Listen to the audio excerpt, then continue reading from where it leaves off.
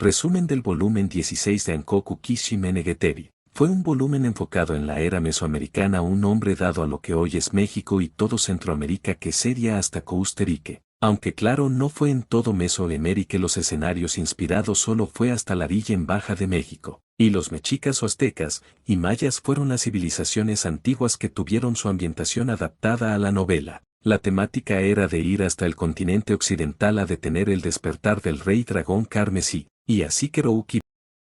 viajó hasta Gipsir, que serían los egipcios en la vida real, porque están en buenos términos, y viajó allí para encontrarse con Esquemetra, la líder en Gipsir, para reunirse con Pulquea, la líder de los dioses bestias en el continente occidental como los jaguares, y Pulquea por medio de Esquemetra, pidió refuerzos a Nargol y Kerouki fue en representación de Nargol. Pero bien antes de poder reunirse con ellas, Kerouki se encontró con una niña a quien terminaría resultando ser su hija, y ella lo estaba esperando. Fue la primera vez que se conocieron, y ella ya era muy apegada a él, contraste a su hijo Koki, quien es más apegado a Rine, su madre, y luego de encontró con Erfiti y Totona, la madre de su hija Seijo. Y Kerouki junto a los demás llegó a la ciudad donde habita Esquemetra, y estando allí Pulquea y Esquemetra toman con Kerouki y lo que toman es una bebida real hecha en México, y hablando de eso el nombre de la diosa jaguar está basada en la bebida alcohólica pulca, está hecha de agave, la cual resulta ser la materia prima del tequila,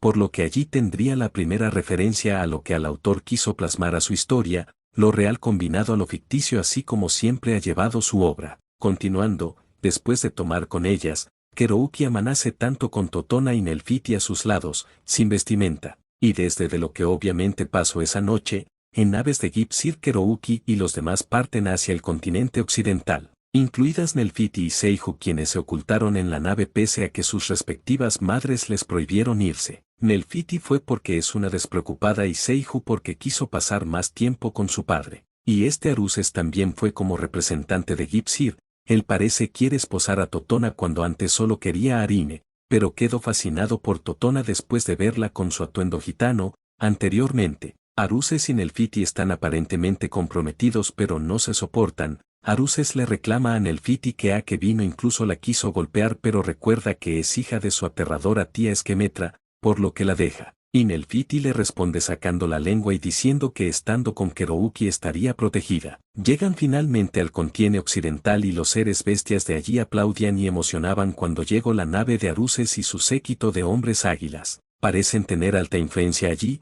contraste a los dioses de Ilias que no lo son. Así fue más sereno el recibimiento de la nave en la que venía Kerouki y compañía. Allí festejan la bienvenida y luego esta Pulquea deja a cargo a su hijo Tlacal, cuyo nombre está combinado con el del dios azteca Tlaloc y la bebida mezcal, y él lidera el consejo de guerra en el que también formaban parte Kerouki y Aruses. Se habla de los planes para detener el despertar del rey dragón carmesí, quien se llama Itzantlipoca como el dios azteca con el mismo nombre. Y al final se decide que Tlacal, liderando a los guerreros jaguares, atacarían la región del este, y mientras Kerouki y los demás invaden por el oeste del monte Azoteca, que es donde están los familiares del dragón carmesí y donde él duerme sobre un volcán. Ahora para llegar a su destino tuvieron que pasar por Palenquea, capital de la muerte, donde Zafarada era conocida como la Reina Roja, y ya esta ubicación a la realidad vendría ya a ser territorio maya, por todas las referencias además del nombre del lugar el cual existe. Viajaron todo ese tramo del territorio de los hombres jaguar hasta Palenquea usando como transporte a una tortuga dragón domada por Totona, y en el camino se encontraron con un carbanquel, una especie rara familiar de los dragones, quienes portaban una gema en su frente. La criatura está contento con Kerouki y Seijo, quien Kerouki formó una especie de linaje de dragón y siendo Seijo su hija le fue heredado, por lo que el carbanquel no tuvo problemas en aparecerse cuando son muy cautelosos.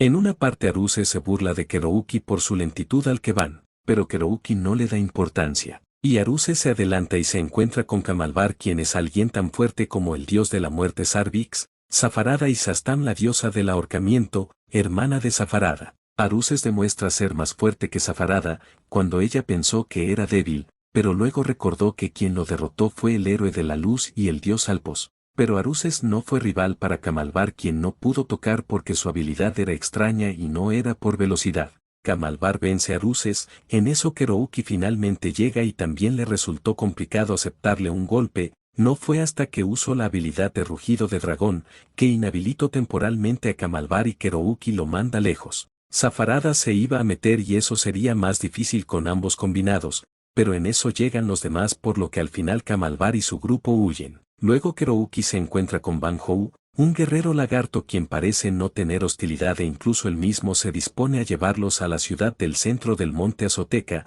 Mayatlán inspirado en Tenochtitlán. Y al final resultó en vano el plan que se hizo en el Consejo de Guerra. Ya en la ciudad hay personas de maíz como una combinación de los mayas y los aztecas, ya que también está las referencias de la moneda que es el cacao y de donde se cultiva es unas pequeñas islas en el lago alrededor de Mayatlán como en la ciudad Tenochtitlán de los aztecas o mexicas. Allí van al templo mayor, y se encuentran con un lagarto con volantes, que les dice que el sacerdote no está pero que les da la bienvenida. Y después Kurouki y su grupo se hospedan en la casa de Banhou. Allí hay una esclava llamada Lilou, que al ver a Kurouki pensó que era un humano común, por lo que Banhou la regaña, aunque es normal que hubieran esclavos al parecer como amo. Banhou era estricto pero era alguien que no trataba con crueldad a sus esclavos, y por lo que parece había jerarquías como un lagarto común, un lagarto guerrero, un lagarto hechicero, sacerdotes y señores dragones verdaderos que eran los más fuertes. Aunque quedaron pocos después de la guerra que hubo entre el rey dragón carmesí contra la reina serpiente Diadona,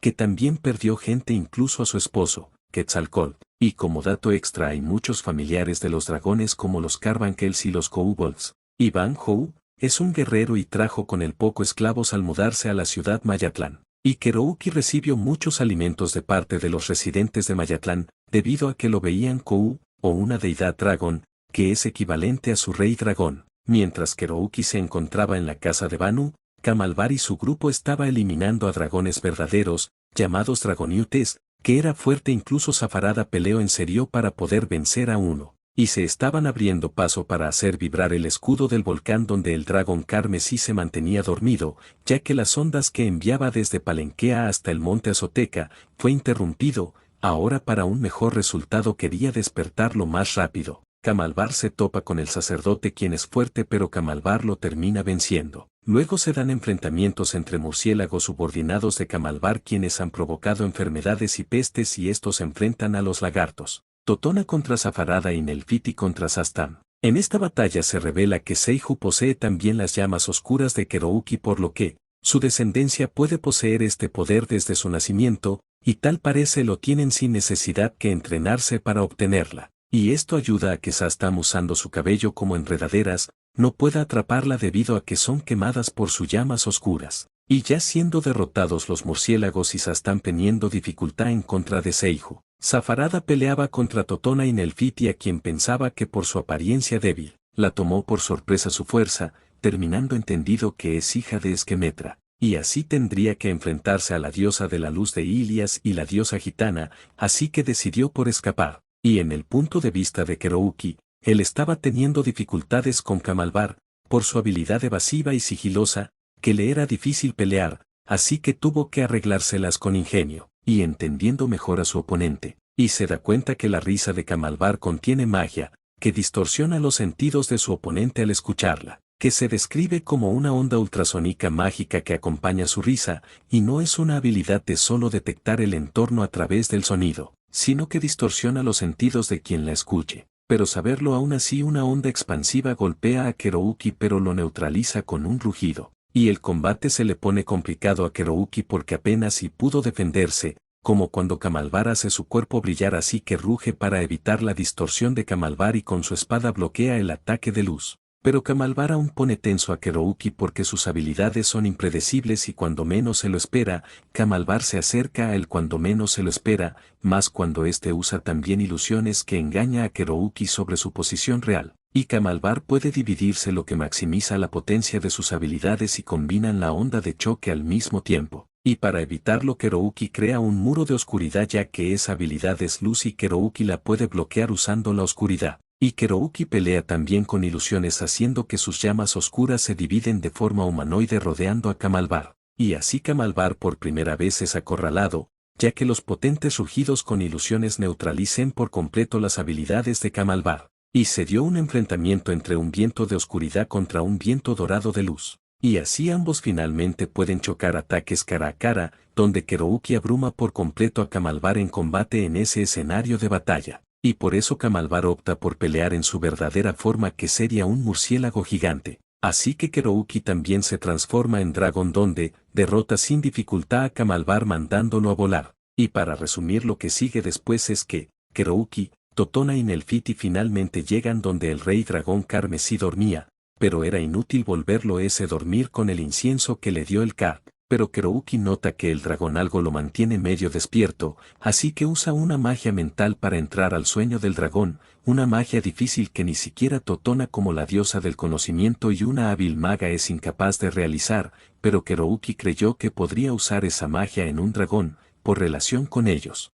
En el sueño, Kerouki de la nada está en su forma de dragón, donde solo se puede observar un mar, y aquí aparece el dragón carmesí, donde le cuenta más el lore del origen de ese mundo, de cómo Ilias descendió y trajo a la vida a un dragón con una llama verdadera, una llama que quema el mar haciendo sólido la tierra, pero que el mar del caos por temor respondió, eliminando al dragón, ahogándolo, y de su cuerpo muerto nacieron los reyes dragones. Y también le contó que Namu, conocido como el mar del caos, fue sellado por Nargol en el Cálix, que ahora porta Diadona, y que la guerra que hubo en el pasado fue porque él heredó la llama verdadera, y que su voluntad hacia que sea hostil a todo lo relacionado con el mar, terminando librándose una batalla, que terminó con él durmiendo por sus heridas y con bajas de los dragones de alto nivel y las bajas de Diadona y la muerte de su esposo Quetzalcóatl. Y así el dragón termina reconociendo a Kerouki como un verdadero rey dragón de la oscuridad, por lo que le pasa la herencia de la llama verdadera a él.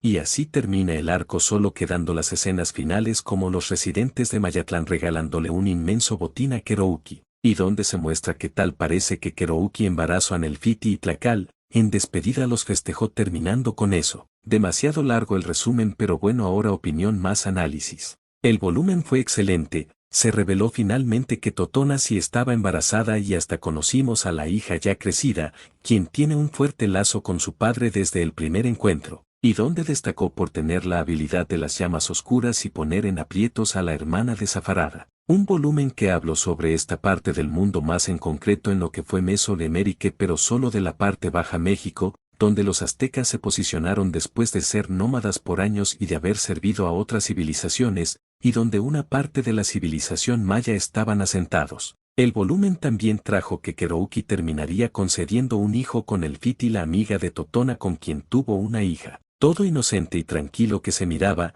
y ahora sus bendiciones no dejan de aumentar, aunque fue desconcierto que Pulquea, después de tomar con Kerouki, ya no apareció mucho y solo mencionada, y en vez de ella todo se lo dejó a su hijo Tlacal, quien lo que se propuso en el Consejo de Guerra, terminó siendo inútil, cuando a Kerouki le terminaron dando un pase gratis y hasta VIP al Monte Azoteca, por lo que tanto madre e hijo terminaron vendiendo humo. Y algo más que terminó siendo humo fue que se daba como que Kerouki enfrentaría a Rey Dragón Carmesí, pero terminó en Bat. Pero al menos nos dieron más lore, y ahora Kerouki recibió un legado para combatir al mar del caos. Algo que sin duda el autor se lo dio porque lo necesitara. Algo que no menciono en el resumen son a las asistentes de Gausadas, que tenían el Fiti, al jaguar que acompañó a Kerouki y los demás hasta Pulquea, y que Aruses tuvo que volver a Gipsir por el daño que le infligió Kamalvar. Y se muestra que Kerouki tiene mejor manejo de control cuando se transforma en dragón. Para no hacer más largo el video, solo falta mencionar que el volumen nos dio varias perspectivas en las peleas, sobre todo de Kerouki, que fue muy acorralado con Kamalvar ya que sus habilidades lo hacían casi intocable, pero nos mostró que es un genio en batalla y que aprendió mucho de su oponente. Aunque no es la primera vez que Kerouki fue acorralado, aunque Reiji tuvo el chance de saber cómo peleaba Reiji después de perder contra él, en Japón, pero fue puesto en aprietos en el mar por Reiji debido a que los atributos de oscuridad de Kerouki eran menos efectivos y así Reiji contaba con más ventaja por sus atributos de luz, pero Kerouki pudo seguirle el ritmo, y con Alpos debido a su falta de entendimiento, se le dificultó pelear con Alpos pese a estar en igualdad con Reiji, pero en sí las habilidades eran menos conocidas por Kerouki, pero terminó adaptándose y podía manejar mejor el combate, y con Sarvix, su falta de cautela, el dios de la muerte logró neutralizar a Kerouki al ponerle la sombra de su madre Nargol en él, que el aura que desprendía tal fragmento era suficiente para abatir a Kerouki incluso al poder dragónico que duermen dentro de él, y tuvo que escapar hasta recuperarse. Y con Kamalvar Kerouki al final, después de inutilizar la habilidad de distorsión de Kamalvar en combate cuerpo a cuerpo y con armas, fue muy superior. Fue un volumen con mucho olor a la historia y trajo más complejidad al trasfondo por la integración de una cultura diferente como siempre ha hecho, y con más desarrollo para los futuros volúmenes. Y en fin, sin nada más a decir es todo.